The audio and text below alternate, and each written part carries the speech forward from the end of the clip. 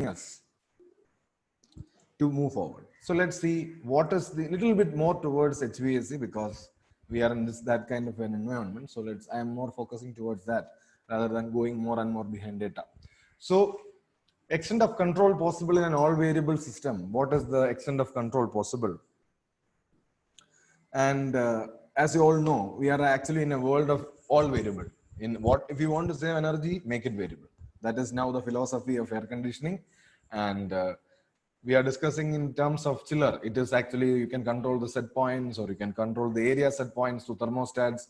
You can actually control the frequencies. Every single equipment, motors are now on VFD. You can actually control the opening of valves. You can control n number of valves in the system, whether it is a decoupler valves, whether it is the cooling tower valves, whether it is to any raw water pumping or maybe level sensors based control, anything you can do. So some anecdotes and the basic control, the on-off control of any other equipment in the system. So why I am saying all these things because right now, as I mentioned, we are in an era of industrial IoT where every single equipment is connected to the internet. So what actually I've actually read in a journal in last I think 2-3 days before, where we are expecting 41.6 billion devices to be connected to internet or coming under the umbrella of IoT, industrial IoT by 2025. 41.6 billion devices across the globe would come under Internet of Things. So that means imagine the humongous magnitude of data we are speaking about. That is the demand of machine learning algorithms or data analytics tools that is in the next 5 years, where the amount of devices coming under internet or IoT would be increasing in a very high pace, and all these things would be giving you data. And that data is actually the oil for our next 5 to 10 years and the decades to come. So this is not only now we are speaking in terms of an HVAC background, but imagine smartphones to cars to refrigerators to thermostats. And yesterday I had a very interesting discussion that even MRI machines are now connected to internet. So that means every single equipment across the different portfolios, across the different processes, across the different industries are coming under the home of IoT.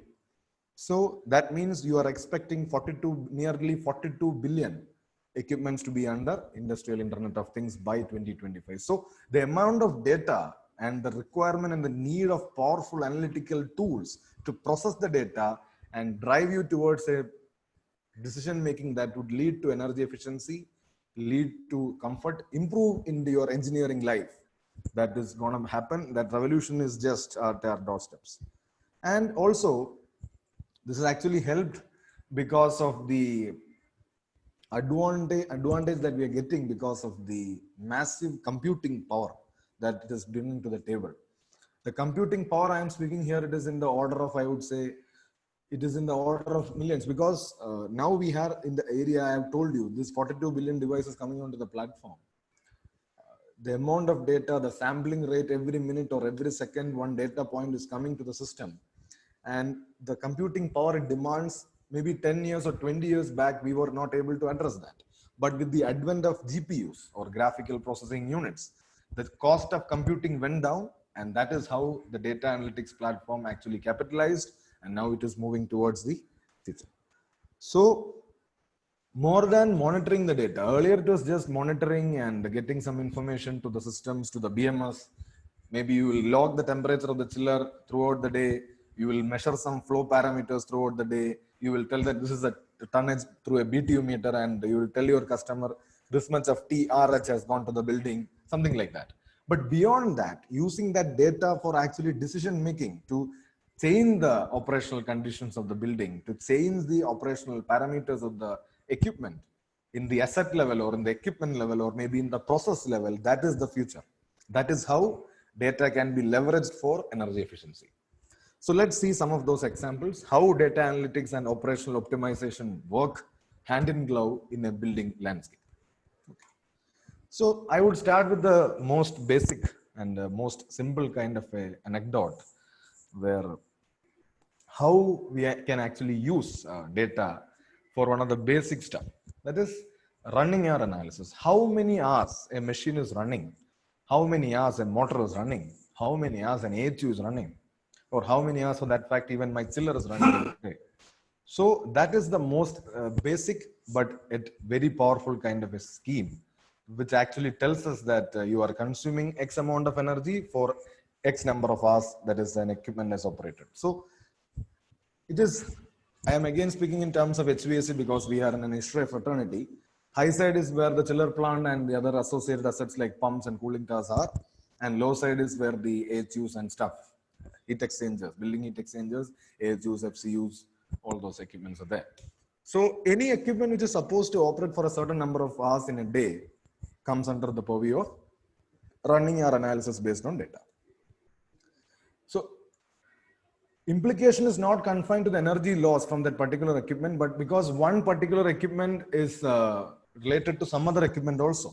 That is the entire, I would say, the complexity and I would say the curiosity associated with HVAC. You touch an AHU performance there, or you change the AHU set point, or one AHU shuts down at one point of your building, it affects your chiller because it is cutting down your chiller load. If the valve is closing, the system pressure changes, the pumping energy might go up or down. So all these things are there. So more than a strategy, I would say, more than a strategy, it is a behavioral change that is induced through data. So the data is telling you that a particular equipment that is supposed to be running only 10 hours in a day is running for 15 hours.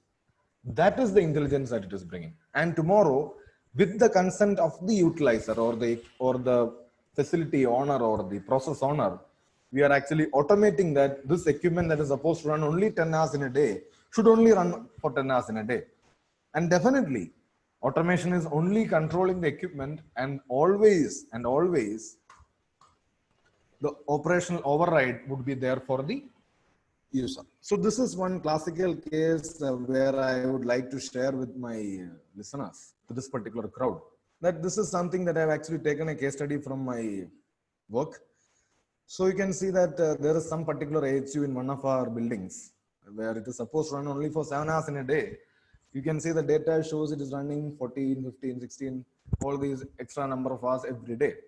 And for the entire 1 month, you can see 214 hours the machine ran extra without data, without a monitoring system. How you are supposed to know this? You will not be. You will not be knowing this, and at the end of the day, you will be losing your energy and your efficiency. So that is what I am actually trying to tell all of you, and leveraging the data and using the data for a better decision making. So moving to the second, the graph on the right side, you can see this is after the analysis or analytics and after the automation that has happened. You can see how the scheduled or the actual operating hours of the machine and the scheduled or the timetable oriented approach of operating the machine is matching.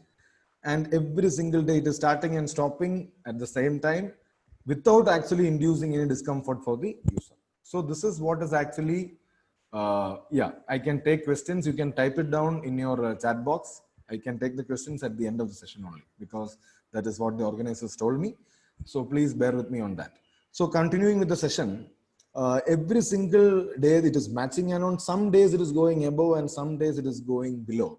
And this is where the point where even after analyzing the data, automating the process, there is still the control with the user to override the control and make the machine run for more hours if it is required. So we are not saying that through analytics, through data-driven approach, we are saying that you should only operate your machine that the n number of hours as per the consensus from the facility owner and with the facility management team. But definitely there is always an option to override, which is actually justified through these graphs going up and down. So you are actually, I would say, imagine the amount of savings from this, I would say in 1 month was 1,770 units in 1 month. So that is the impact that this kind of data oriented approach is bringing onto the table. And that is the criticality of an approach that is driving through data, that is driven through data. So as I mentioned, energy, because a single AHU is running for more hours, you are not only losing energy from the chiller, you are rather AHU, you are also losing from the chiller also because of the extra load. The equation is here.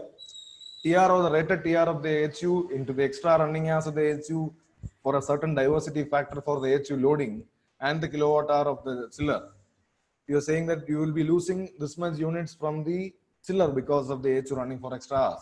And definitely there is some pumping energy loss also. So totally around 5,000 plus units you will be losing if you don't have this kind of a data oriented approach. So just moving forward, this is also applicable to other equipments also. This is some simple example for a chiller plant, where chiller plant is supposed to operate for 10 hours in a day. It is operating for 20 or 25 hours, maybe because of it is actually needed or it is not actually needed. Who is supposed to do all these analysis and tell them that this is happening? With continuous data, we can actually leverage and give the people a report. This is happening in your facility. Actually, do you know that? Do you know that an equipment that is supposed to run for 12.5 hours a day, is it running 20 hours and 22 hours? Is it actually needed? It is actually required, or it is something happening because of chance? So these kind of intelligence we are putting forward, and something will fetch you a definite energy savings as well as help you to manage the energy in the building. So a little bit actually into the theory of HVAC and how we actually use this for data, through data. So low delta T syndrome, many people may be knowing. That is, it occurs in constant speed machines where you cannot control the flow, where the pumps, as you can see, are constant speed pumps. So these constant speed pumps work with constant speed chiller. And if the three-way valve, that is, if the load across a particular AHU is less, what will happen is this three-way valve will open and water will bypass through the valve. That would reduce the delta T of the building, or the return delta T. That is the difference between supply and return temperature would come down. And that what will happen because of that? That is what we are actually discussing, and how data will help you to overcome this. So as you know, the equation for tonnage is flow into delta T by 24. That is one simple equation I am using. There are a lot of other equations many people will be knowing. I am following this equation. The flow is in GPM and delta T, that is the temperature, is in Fahrenheit. So it is this kind of a phenomena, or low delta T syndrome, happens in the constant speed equipments where we can't control the flow, where constant speed systems where the flow is constant, chiller is working in a constant scenario. So we can only control the set point of the chiller. So here the building return temperature is not under our control. So temperature at which this water comes back is depending upon the building. Thus the control over delta T is not it's not in our hands. So this is the point of discussion here, how to understand the delta T syndrome, low delta T syndrome, through data. So how it is impacting, let's see an example. So chiller loading percentage, that is some parameters are there, some equation is there. Please, people who are interested can write it down. Chill water return temperature, that is real return temperature minus supply or the design supply temperature by the chill water design return temperature minus chill water design supply temperature. So mostly chillers are designed for 45-55, that is 45-degree leaving water, and I would say 55-degree return water. So this is the actually the delta T in which most of the buildings operate, and we will be able to see how much it is actually the load is coming. So when the return temperature of the chiller from the building is actually changing, say it is going down to 52 from 55, that is, it is dropping from the design because of the low delta T situation, because of the three-way valves bypassing the water. You can see the loading of the chiller is coming down from 100 to 70%. So the ability of the chiller to generate the TR is coming down because of the low delta T. So this is something that we actually see. Yeah, this is something that we actually see in the building. And please mute the mic, all those people, because it is otherwise it is difficult to manage. Thank you. So the ability of the machine to generate the TR is compromised because of this particular situation. And that is because of the three-way valves. And people who are familiar with HVAC knows, please write down the equation if you need. That is the how to understand the chill water delta T, the low delta T syndrome, and through data. That is what we are speaking. And some solutions for that also. Remedies: replace three-way valves with two-way valves. Of course, data analytics does not have anything to do with that. But the data analytics have only one thing to tell you, that is, this is happening in your building. So the real return water temperature to the chiller is reducing, And the design of the chiller is for 100 TR, and now chiller is operating in 70 TR. And this is happening because of your three-way valves bypassing your water, and your delta T is the compromise. All these things or intelligence comes to you through the data. And now it is actually with this kind of a thing, you can actually recommend to the building owner that you can go from a constant speed system to a variable speed system. You can actually mount a VFD on top of your chill water pump, whether it is a constant primary pump, you can make it variable primary. You can cut down the three-way valves to two-way valves so that this kind of a happening won't occur. So utilizing VFD chillers also along with VFD pumps an example, but depends upon the amount of investment that he can put into the system. So definitely all these things are there. It is possible, and something we can actually do with data. Moving on, chill water pumping. I am sticking with chill water pumping because there are a lot of possibilities with that. Multiple configurations. You can have constant primary. You can have constant primary, variable secondary. You can have variable primary. There is variable primary, variable secondary, and also other sophisticated configurations. And we also try something different. So the ultimate objective is two things. One is to maintain the minimum amount of flow through your evaporator or the chiller. That is, this is the flow that actually we follow. And also to ensure that in the last AHUs in the building also they get sufficient pressure that will ensure good cooling. So keeping these two things in your mind, if these two things are continuously coming to the platform through data, you are measuring flow, you are measuring chiller parameters. If you have a pressure gauge that is measuring the pressure in your chill water line, you will get all the ingredients for the right recipe, I would say. So when you actually know that this is actually happening, then you can actually optimize. Otherwise, you are guessing. So this is a simple example of what is variable primary flow systems. There are VFDs on top of pumps. There are chillers. There is a supply line. There are loads. There are two-way valves, balancing valves, and there is a DPT in the last AHU. So based on this DP, you can actually control this pumps, and many people actually just connect these two things directly. But the simple point that I have seen that through data, you can actually help the system perform much better than a simple all variable system, because all variable systems does not make a dynamic kind of an optimization. It happens only say 1 or 2 times in a day, the frequency of the pumps changes. But what happens in a continuous data driven approach, it changes, say you can change it 10 or 20 times in a day. With the data coming onto your BMS platform, analyzing the data, you can say, you can make a mathematical model and tell that for X kind of a situation, Y should be the frequency. So that kind of a dynamic approach is possible with data. So the more number of, as everybody knows, the more number of valves closes, better it is to control the system, and better will be your results. So that is one point.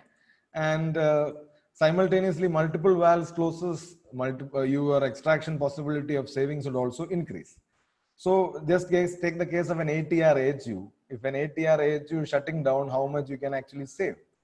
So see, 10 GPM of flow can be reduced if an ATR AHU and the AHU valve is closed, you can save around 10 GPM.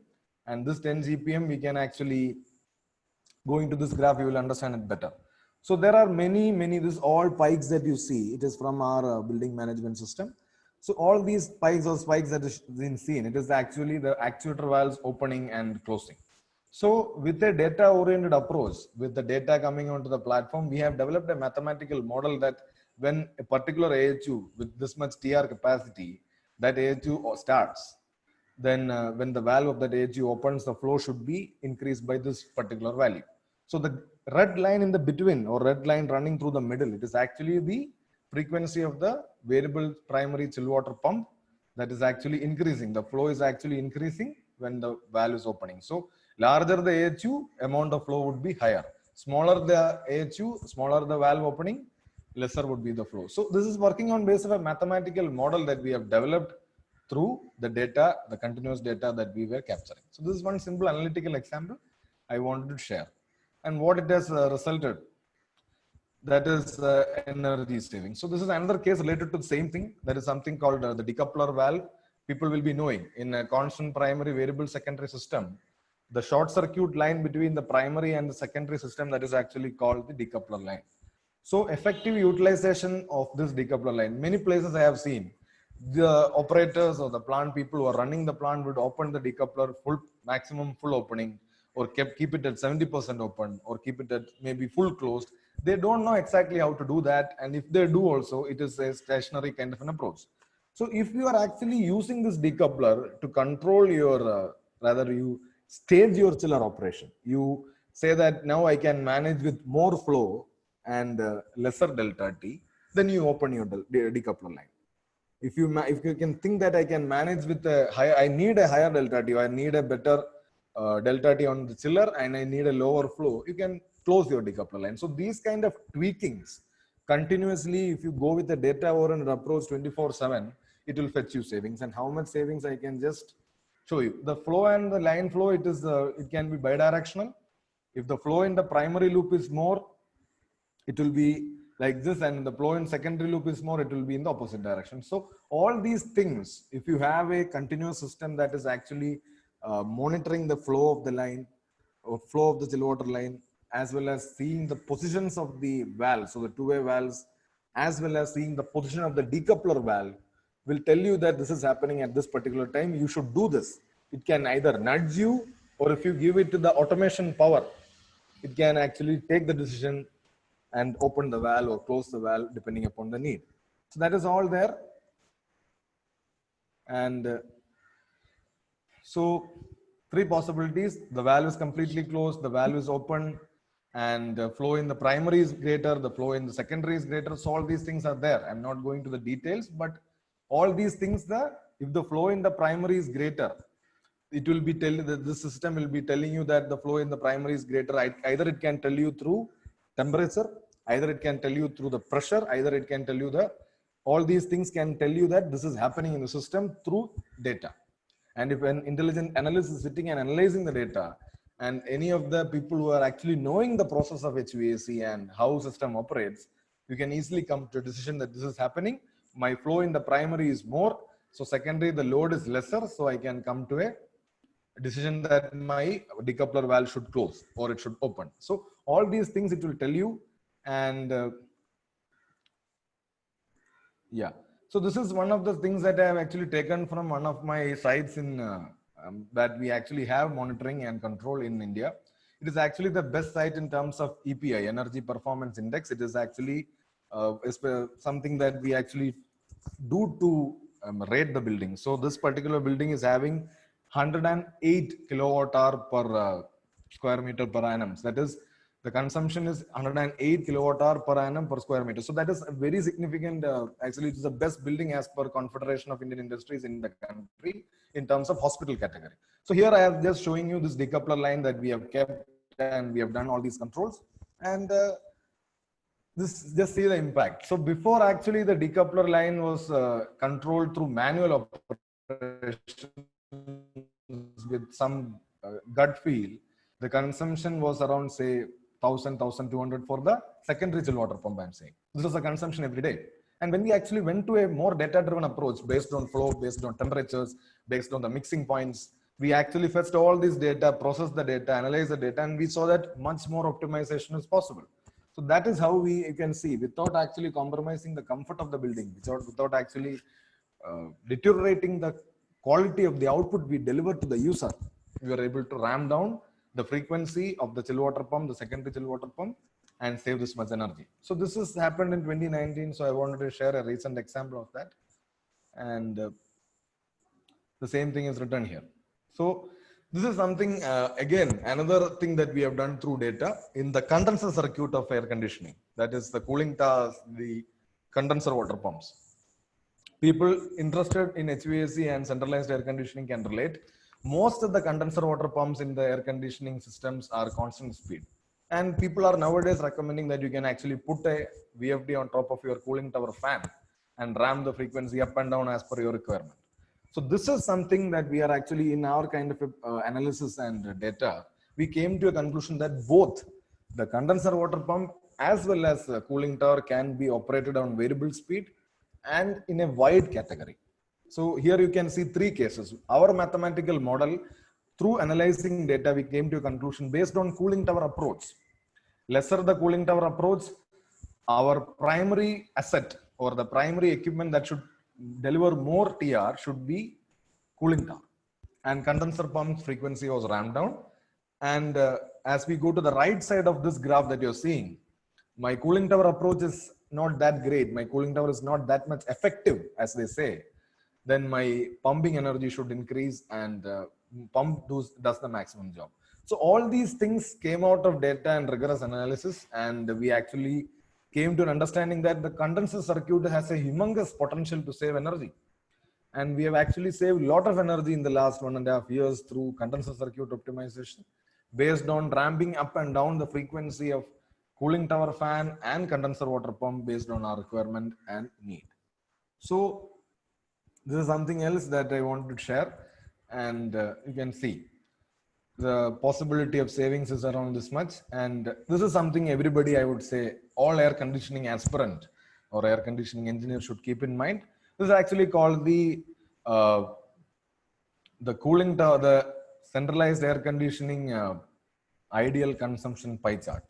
So in an ideal centralized air conditioning plant with water cooled chillers, we actually go by this concept where the chiller should be having that out of the total consumption, 69% of the consumption should go to chiller in an ideal plant room with a variable speed, water cooled screw compressor chiller. And the condenser pumps and chill water pumps should be in the ratio of 11 and 11. Both are variable speed configurations, and cooling tower fan also. So this is something that we have actually developed and following in all our plant rooms in order to ensure data driven optimization. So whenever there is a variation in this ideal plant room consumption, that is in terms of kWh or kVH, we will be notified and we will know what to do. So this is something, if you're interested, you can note it down. Something that should be followed over the years. In the last 40-30 years, this pie chart has changed. Earlier chiller was 72, 74, pumps were 15, and CT was something around I would say 10 or 8. But now it has changed. Every 2-3 years it is getting modified with the more and more sophisticated instruments coming onto the landscape of HVAC. Right now, this is the ideal thing that everybody in our institution especially we follow. And moreover, internationally also, this is the standard that people follow right now. Ideal plant room, 69% should go to the chiller, and if the chiller is taking more than 80 or 75, means your chiller is underperforming, your chiller is eating more energy. So that is something, a tip. So you can see, going based on a data and telling that don't operate your condenser pumps at full blast all the time, based on your chiller load, based on your condenser entry temperature, based on your condenser approach temperatures. You can change the frequency at which the condenser pump operates, and you can leverage on that. So the team has already published a paper in the last conference. It is also available in this particular link, Energize India. That is, we have published a paper, and it has actually got good, I would say, HVAC ground support from the people who are there in this particular field across the country. We have got a lot of acknowledgement to operate condenser pumps in variable speed as per chiller loading and condenser entry. So that is some strategy we have derived from this data, and hopefully something similar. So again, some bits and pieces of cooling tower. So again, everybody knows cooling tower effectiveness is the range by range plus approach. Range is the difference between cooling tower in and out outer temperatures. Approach is the difference between cooling tower out and wet bulb temperatures and stuff like this. So approach is a very critical parameter. More than that, cooling tower is the most critical. I would say the energy meet, rather the most critical asset in air conditioning system, because your cooling tower, if it's not performing, entire centralized air conditioning would suffer. That is the experience through data that we have. If minimum cooling tower should have 67 to 72% of effectiveness, and if it is not having that, your chiller, your pumping circuitry, every single equipment would suffer. So cooling tower has this thing, and we have actually benchmarked the cooling tower performance through data and said that it should be somewhere around 67 to 72% CT should be effective on variable speed operation, so that it can actually facilitate for a better centralized air conditioning IKW per TR. That is it. One of the things that I've actually observed across this centralized air conditioning is the cooling tower scenario. When the cooling tower is not operated, the valves are kept open, and that is actually creating a bypass in the higher temperature condenser water to the chiller. Your cooling tower effectiveness is getting compromised. So all these things, the automation and the analytics go hand in glove and tell the user that right now one of the cooling tower is not in operation, the fan is not rotating, but your water is flowing through that cooling tower. That means the effectiveness of the other cooling towers in the system is getting down. So please do something about that. These kind of simple nudges, even though they look very simple and very laymanish, but still it brings a lot of energy savings. So that is all written here. You can save energy from the chiller because of the better condenser entry. You can save energy from the pump because you can run the pump at lower flow if you have a VFD. If you know the condenser entry continuously coming into you through the IoT platform. And finally, inefficient utilization of cooling tower can also be curbed. How many cooling towers at what frequency, at what time in a particular day should operate, should not operate, it will tell you through data. And you can also use it at different frequencies. That is everything everybody do. And some simple stuff about condenser and evaporator approach. Approach temperatures in HVAC is everybody's hot discussion topic. Because ideally people say 5 to 8 degree Fahrenheit of condenser approach is fine for a VFD or non-VFD machine as per most of the original equipment manufacturers, whether it is Carrier, Tran, York, anybody. They all say 5 to 8 degree Fahrenheit of condenser approach is fine. But ideally, what we have seen in our analysis is when you go from 2.2 to 7 degree Celsius in condenser approach, the IKW per TR of the centralized air conditioning drops by 0.04 IKW per TR. If you are operating at 0.48 IKW per TR for chiller with 2.2 degrees Celsius of condenser approach at say X percentage of loading, with condenser approach increasing and reaching to 7 degree Celsius, your IKW of the chiller would be under same conditions and same load would be 0.52. That is 0.04 IKW per TR for every 5 degree or 4 degree increase in condenser approach. So it is a very critical parameter, and higher condenser approach will reduce your heat transfer in the condenser tubes. I know everybody knows the theory, but data will tell you all these things in a good narrative that actually you can use. And the chiller lift would be increasing, your efficiency of the chiller would drop, your condenser pump should operate at a higher frequencies to ensure that more water is flowing through the tubes, your heat exchange is improved. So all these things. So all these things can be actually converted into a nudge. You can actually nudge the user, whether it is condenser approach or evaporator approach. The ideal value is 2 to 3 degree Fahrenheit. It increases because evaporator fouling, or there is less gas in the refrigerant in the evaporator, or because of some problem with the expansion valve or something like that. So I'm not going to all those technicalities, but data will tell you and nudge you when we actually violate these nominal or normal numbers. And finally, something about chiller. As I have told, it should be in the range of 0.48 and ideal value of chiller efficiency. And if it is above that, it will be nudged and you will be, the system itself tell you because of this reason, because of the load or because of the condenser entry, because of the condenser approach, because of the flow, because of any other factor, we can actually do a very detailed analysis and give the reports. BMS has control over chiller set point and on off, as I've told in the beginning. So something that everybody should understand, chiller consumption depends upon two of the following parameters. That is, one is load and one is lift. So everybody should understand this. All the air conditioning aspirants should be knowing these 2 points. And this is really critical. So load and lift, load is a delta T. That is the difference between chiller supply temperature to the building and the return temperature from the building. And lift is a difference between condenser entry temperature of the water from the cooling tower and the chiller set point or the water temperature leaving from the chiller to the building. So these two temperature values, please keep it in mind. It is the easiest way to understand chiller performance and optimize. And if you have continuous data, it will yield you and help you to do that. So load. Load is the building cooling demand reflected on chiller. It depends upon outside temperature, humidity, occupancy, internal heat, and all these stuff.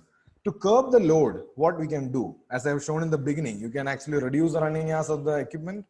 You can apply thermostat. You can do different tonnage injection experiments, like you can inject tonnage early in the morning when the ambient conditions are favorable, and you can actually wait for something when the actual ambient temperature is increasing and it is not favorable for the system, you can do something else. So all these things you can do to improve load. And when you go to the lift, you can actually change the set point at different time of the day and control your cooling tower fan accordingly so that you get a better condenser entry temperature and you get a better lift. This is all about it, and I will show you one example of how to curb lift. So you can reset the chiller set point at 24 hours in a day. In most of the facilities that we have seen, it is just a chiller set point is not resetted dynamically. People do it 1 or 2 times in 2 months or something like that, and maybe if it is a new chiller, they do it once or twice in a day maximum. So you can do it on a 24-hour schedule every day. You can control the fan speed of cooling tower, and you can change the flow of your water in condenser lines. Maintain your condenser approach through ATCS, automatic tube cleaning systems, and periodic descaling. Ideal evaporator approach can be maintained through evaporator water quality and adequate recharging of your refrigerants in the evaporator. Some misconceptions are there, misperceptions are there, that is regarding chiller load. If the load is increasing, people have a tendency to reduce that point. This is not needed. If the chiller water is leaving at 45, it is coming back at 54, it can still, chiller can make it leave at 45. So there is no connection between load and set point unless and until your chiller can take the load. Chiller lift, chiller water set point, and condenser entry.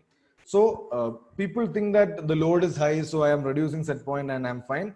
And if there is a VFD on top of a cooling tower, they would say that now I have a VFD, so let me run my cooling tower at 40 or 35 and let me control my cooling tower and save some energy. But it is wrong.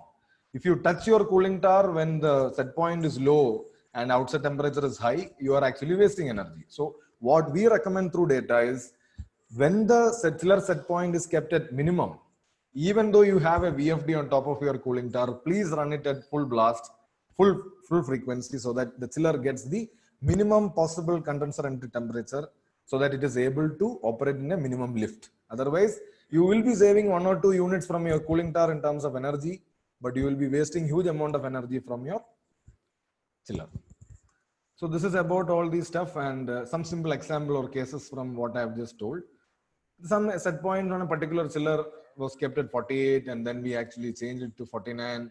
And then you can see we changed it 7 times in a single day to change the lift. The lift pattern of the chiller was totally changed. So the night chiller was operating in a much lower lift and the IKW per TR of the chiller in the night was around 0.3 and 0.32 from the ideal design value of 0.5. So you can actually change the set point and help the chiller to operate on a lower lift and save energy. So finally, before I end, some actual energy meter data and some actual power signatures so that I am ending after this. So this is something that everybody can do. Even a college student, if you are having access to an energy meter, you can do this. And I think Energy Efficiency Services Limited, ESL, they also do this. And Bhavya and others, I will be finishing in next 5 to 10 minutes tops. So this energy meter, the smart meters, that there are many companies from making smart meters nowadays. So beyond the values of recording power or taking down the consumption value or checking the power factor, what else you can do with energy meter, the smart meter? That is something that actually our team is actually researching on that. There are a lot of possibilities, I would say. So understanding the power signatures, understanding the current signatures from a single energy meter, a smart energy meter, which is costing around 2,500, maybe 2,000 or 3,000 rupees, you can do 100 different things using that. So mostly for meters, they feed loads from different equipment. So it can actually tell us that which equipment is starting at what time and how many hours it is operating and maintenance needs also. How? So if we have 1 meter for a process, then the process flaws, that is the errors or inefficiencies and mishaps, can be identified through meter signatures of the same. Let's see some application. I'm speaking about a heat pump scenario. Okay, this is just an example. You can actually, the same philosophy is applicable for chillers or any other energy consuming equipment. Even at your homes also you can try. So energy meter connected across a heat pump. There are actually 3 or 4 kinds of power signature it leaves behind. If you actually closely monitor the data through 1 minute kind of a sampling rate. You can't tell this if you check the consumption for 24 hours or 12 hours. You should have the ability to monitor the power data every single minute. You can see it is giving you a signature of 0 kilowatt, less than 3, 4 to 13, and even 14 to 24. So it is actually telling you the data of the energy meter in 4 different areas, and by this you will understand that either the equipment is off, or it is in standby, or it is one compressor of the heat pump is running, or both are running. So from all these basic power signatures, you are able to tell the running hours of the equipment without having any other difficulty. So you will know how many hours it was off, how many hours it was in standby, how many hours did both the compressors run, and how many hours only one compressor run. So a simple energy meter of 3000 rupees is telling you all this story and much more. Let's see. So cooling tower motor, that is, I will be telling you how. There's actually in BE's journal or BE's reference notebooks for energy auditor and energy efficiency. It is for many across the different platforms. It is written. There's a parameter called the motor ampere loading and the motor kilowatt loading. So we can actually utilize this parameter for the preventive maintenance aspects. When the motor is starting to draw more current than its rated ampere, you will be knowing that this is something problem, and you can generate an intelligence, maybe an alert or nudge, and tell the user that something wrong is happening. Maybe.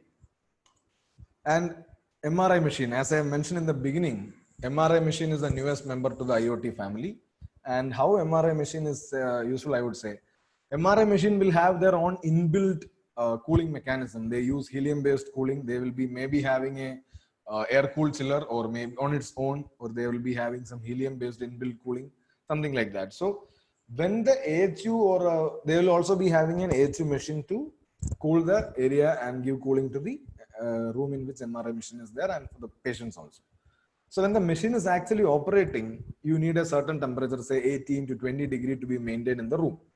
And when the machine is on standby, you can little bit increase the temperature. So based on the power signature of the MRI machine or the energy meter to which it is connected, you can actually predict that the MRI machine goes to standby, and now your AHU set point can change and the load on the building can be reduced. So all these things can be done. And finally, before ending, one more point. This is regarding that motor ampere loading that I was saying based on BE. So we were doing a little bit of research from the smart meter data. You can see there is a rated detail of the motor, cooling tower motor I'm saying, and then there is a measured detail through the smart meter. We can actually plot the power and the ampere. So many of the ampere of the motors across the different motor ID, we have a certain motor ID nomenclature. So many of the motors are drawing more current than its actual current should be at 50. So it might be an indication that the motor is going into a maintenance scenario. It requires maintenance. And in cooling tower case, I would actually share an anecdote with you. If the cooling tower maintenance is not done at the right time, what would happen is its effectiveness would come down. And even though it is operating on VFD, to get a certain effectiveness or to get a good condenser entry, we will be forced to operate cooling tower at higher frequency. So the running hours of the cooling tower at 50 hertz or the higher frequency would be increased. That means more the time it stays at 50, more the current it would be drawing, and it would be pushed into a maintenance scenario. So all these things are there, and you will get this understanding from the energy meter data. And this is something that we have done, and we have actually seen many of our cooling towers. This problem is there across the sites that we manage. So that is something I would like to share. Also, finally, the power of historical data and baselining. As I've told in the beginning, you can actually baseline the consumption for the last year, and this year you can actually measure it through the energy meter and see whether it is you are doing good or you're doing bad. So here two equipments, you can see compared to last year, we were doing 143 and 207 units more, and many other equipments we are consuming less. So all these things or all these stories would come out only if you have a continuous energy monitoring and data analytics platform that will tell you the story. So I think that is it. And I believe I've tried to complete it in 1 hour and 10 minutes, as Bhavya told me. I know my speed was a little bit high, but because to complete it in that much time, I had to go in that pace. So I think now I'm open to questions. I think, Bhavya. Uh, Thanks, Mr. Anandapadnam. It was a great presentation, and definitely how you encourage people to learn about data analytics and also IoTs.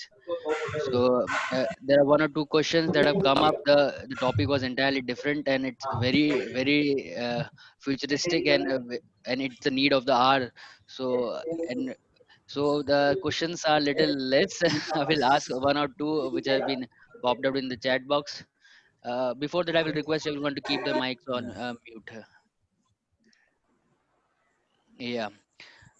So the question I have come up with Mr. Arjun Gupta, he is little futuristic in asking question. He's telling if you're doing so much data analysis, so Yeah. what expectation you have on kilowatt per TR in 2025?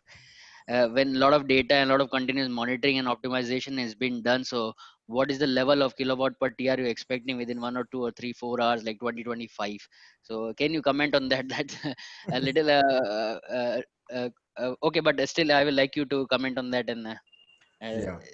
let us know if what are your expectations. Like you're saying that chiller energy has been reduced from 72 to 69, so any comment of yours on that, how you when can work on kilowatt per hour by 2025? Yeah, so actually it's a very good question, but anyway, at the end of the day, we have different targets, and definitely, and an important point is the equipment manufacturers are bringing up with coming up with new chillers that is consuming very less. So they have this magnetic bearing chillers or tri-rotor chillers or centrifugal chillers with better efficiency. But beyond that, operationally optimizing a chiller and bringing it to the minimum value, if you have, I would say the entire control or entire data of the building is available to you. I think I say it should be zero point 0.5 should be a reasonable target, and that is definitely achievable.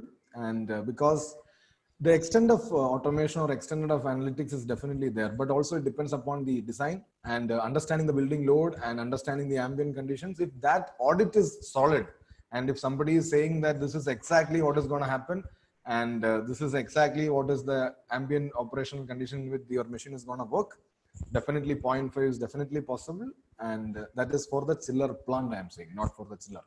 So the entire chiller plant should operate in zero point 0.5, and that should be definitely a possible target, something that we can achieve based on all this design and stuff maintained within the constraints. So zero point 0.5 kilowatt per TR is the expected number by the speaker, and it's just a number. It's his belief, and we also believe that we will be reaching there. It's well achievable because of the lot of practice and data analysis that we are putting in the HVAC system. So the next question comes up from the Baba, Yogesh, Mr. Baba, Yogesh Bhardwaj. can I Yeah, yeah, ask a follow-up question on the last Yeah, question? yeah, yes, yeah, Vinay. you can go ahead, Mr. Yogesh. Yeah, So, okay, I have two follow-up questions. So one is the like you quoted point 0.5. So what are you expecting, in terms of chiller and the auxiliary? yeah, So yeah. and Chiller and ancillary. Yeah, you have anything more to ask? the another thing, so far, what is the, if I'm talking about annual average. So not I am not talking about IKWR for an instant, but if I talk about the annual average IKW per year, so what is the best values so far the annual average IKW per year you have experienced with your data analytics? Okay, Uh, so yeah, thank you, Yogesh, for that question. So, starting from the first question, that is, what is the split between chiller and the ancillaries? It is a good question because I would say for chiller, completely it is manufacturer dependent. But coming to the ability to operate and flexibly control system, that is one part. But coming to the ancillaries, I think the maximum, I think the benefit should come from the cooling tower.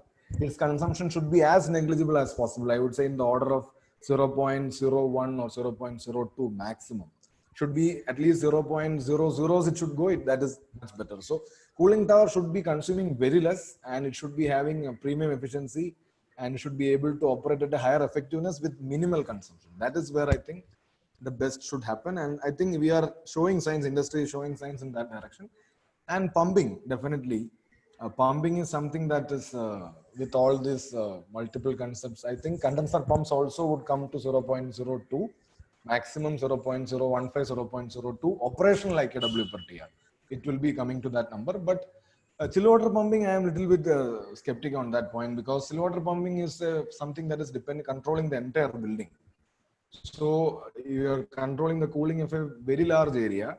Your entire low side, the building heat exchangers, the maintenance, it's the operation, everything should be pakka on the low side also. Then only you can extract the best out of chill water side. So I think that would be a little bit high. And especially in terms of brownfield or retrofitted projects, you can't expect that number to go very low. So I would say 0.02, 0.03, 0.04.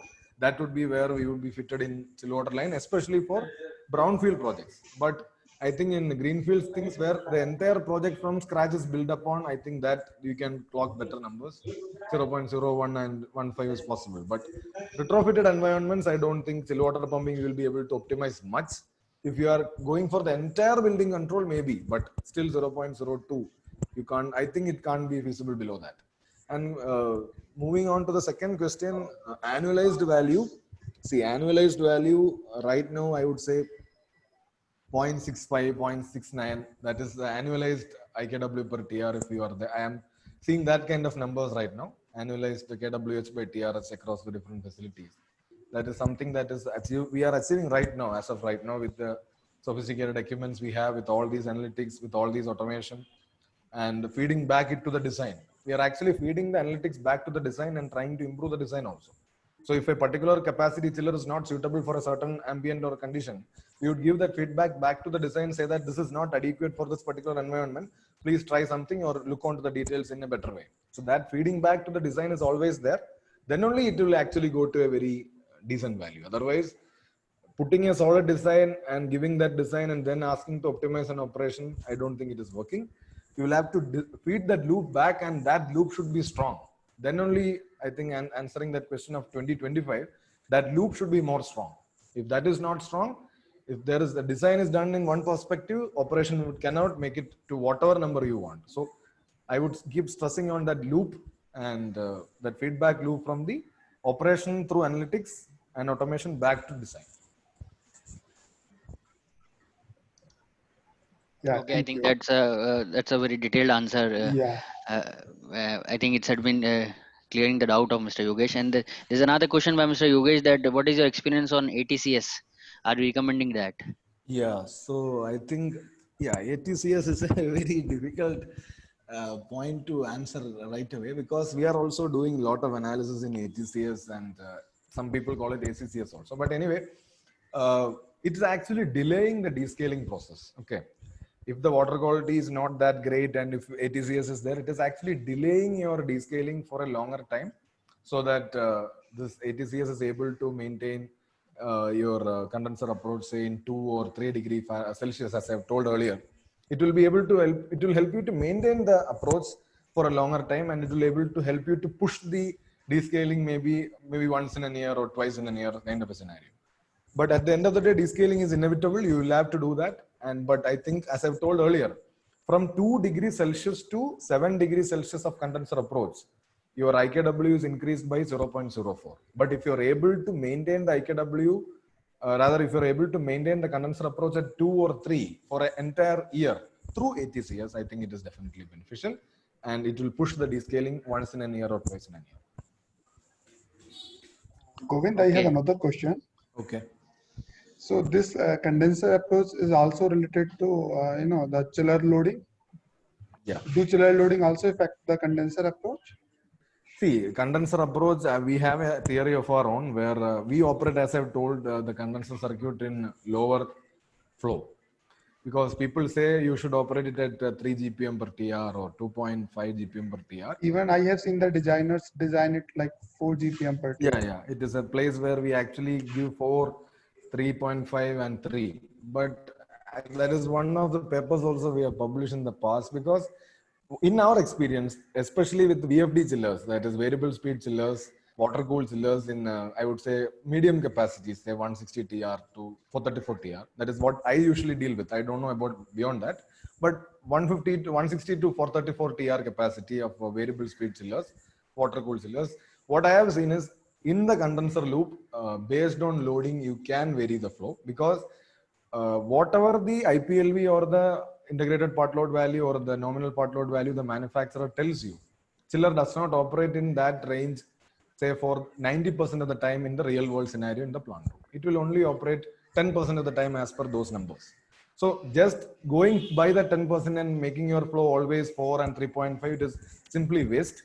And coming back to your question of approach and flow and loading, I would say, if the chiller is operating say at 80, 90% loading and still you are providing water at a lower flow, then your condenser approach might increase, and the rate of increase of condenser approach would be high because there would be a hot surface always developed within the chiller, and you're giving it lower flow. So whatever contained in the water, or how much lower solids or water mineral crystals or whatever present in the water, chances of these things getting adhered to the chiller would be high at higher loading because of the higher hot surface. But if the chiller is operating say 30-40% loading in the night, or for 50-60% loading or 70% loading in the daytime, I think you need not give it 4 or 3.5 or even 3. I would say I would give it around 2.2 GPM per TR in the daytime, and night I would go to 1.7, 1.8. So that is what we do. And this kind of an operation I have seen once in a year descaling would do for this kind of a situation. Definitely water quality is a factor, but I don't think operating systems on lower flow in part load is a problem, and it will create higher approach. But if the loading is high, if chiller is continuously running in 100% loading and you are trying to play with the flow, you will end up in a trouble. That is definite. Okay, actually, why I asked this question? Yeah. I have seen the chillers, like within a daytime. So in morning it was operating at like 3 day with constant condenser pump. Yeah. So sometimes it is giving a 3 degree Celsius approach. In the evening it is showing me a 7 or 8 degree approach. So I'm very confused. What how it is showing that much of variation in condenser approach within a day. Yeah. So have you experienced the same thing? Yeah. Condenser, you're saying it is fluctuating different times in a day. Yes. Yeah, see, fluctuational things with loading happens, but what happens to chiller is if chiller is loaded in such a way it's running in 70 or 80 in the daytime and coming, it will operate only in certain threshold loading bands, I would say 70 or 80 or 60 in the day, maybe coming down to 30 and 40 in the evening or 20 in the evening. There is no much difference in condenser approach, but definitely you are right. This fluctuation happens, but over time, if this fluctuation is a stable kind of phenomena, it will eventually lead to a biofouling of your tubes. That also we have seen. But I would say that much not a variation with loading, but definitely there is. There may be or 4 or 5 degree, maybe 1 or 2 degree Fahrenheit variation with the load. That is maximum. Okay. Okay, so that's my question. What tool would you be suggesting for data analytics, or what are the tools you're using Yeah, so for that is you? something I would say beyond Excel, and some people also in my team they use Tableau. But point is, we have its own preset analytics tools embedded within our system itself. That is, you're seeing on Mm. screen. That is Dijoule. It is having its own preset analytics embedded within, which is having heat maps and box plots and spectral charts. There is some kind of spectral clustering happening in one place. There is some kind of heat map kind of analysis happening in one place. So it is the different tools or softwares available outside. All these things are embedded within the Dijoule, which will help us to do all this heat map and spectral clusterings and all these kind of analysis within the system. So we don't depend much on outside tools. Mostly they are in-house tools only. And I think to some extent people use Tableau and all, but I don't think mostly it is within Dijoule kind of preset works. Yeah. So that the tool is not publicly available, and you have to comment something on Because the tool which is available for or it's a open source or available for yeah, that everyone. is Tableau you can explore. It is a good tool presenting data. But see, taking data from one source and inputting it to another tool and then doing it, that is a difficult thing. That is why this particular thing that we are using, that BMS, it's having its own analytics platform, its own automation platform. It is on, everything is available within the system. But you definitely can use Tableau and all these machine learning. There are n number of algorithms available in I think people write down this machine learning algorithms in Jupyter notebooks and all stuff. And Python also people write to machine learning algorithms. They can try and run these regression models in Python scripts and everything. But point is, the more and more data you will have to download and take it and put it in other systems. We don't actually follow that. But definitely for a beginner to analyze data in open source, I think all these platforms, that is Excel itself is a powerful tool. You can write all sorts of complex equations within Excel. And for representing data in a more appealing form, you can use Tableau. Okay. Okay, so that would end all the questions that have been asked in the chat box. If further, if someone has missed out asking something and he later comes up with any question, you can definitely write us on the email ID that has been you're seeing on the screen, which is directly of the representative from the Smart Joule, and also you can write directly to us, which is ishray.gurugram@gmail.com. And also I will encourage people who are not the members of Ishray to join Ishray, and you can always write for any membership details you want from us, and what are the benefits, what are the network benefits and knowledge sharing experience. We can share that everything, and you can be the part of Ishray. And it will be great if you're the nearby location of Gurgaon, will be encouraging you to be the part of Ishray Gurugram chapter. And in the end, I will request Yogesh, can you please give vote of thanks to the speaker who has taken out time from his busy schedule, and given a beautiful presentation, which is little out of the box, which is happening, and it's very much need of the hour and the futuristic, and so much futuristic. So, Mr. Yogesh, can you please give vote of thanks to the Anand Pratham, please? Okay, yes. So, on behalf of Sri Gurgaon chapter, so we would like to thank Mr. Anand Padmanan, we call him Govind. So, for Just this, call me Govind Yogesh. That is yes, fine. for the wonderful presentation and for that time, he have taken out to share his experience. So we would like to acknowledge it, and we really appreciate your efforts, and we are very thankful to you, Mr. Govind. Thank you, Yogesh ji, and giving me an opportunity to actually share some learnings with the like-minded people. It is actually something I like, and sharing knowledge and learning, and increasing the range of people in which you communicate. That is always something I appreciate, and thanks for the opportunity. Thank you. Yeah, and we'll also encourage you to be the part of Ishre, because Yeah. this is what we are all associated with and doing a wonderful job in or out of the society. So I will encourage you and your the colleagues to be the part of it, and we can, and looking forward for more help, more knowledge session from Smart Jules and from you. So thank you very much all the joiners, and thank you very much all the viewers and our speaker for giving us time and making it a success. Thank you very much. Thank you. Bye. Okay.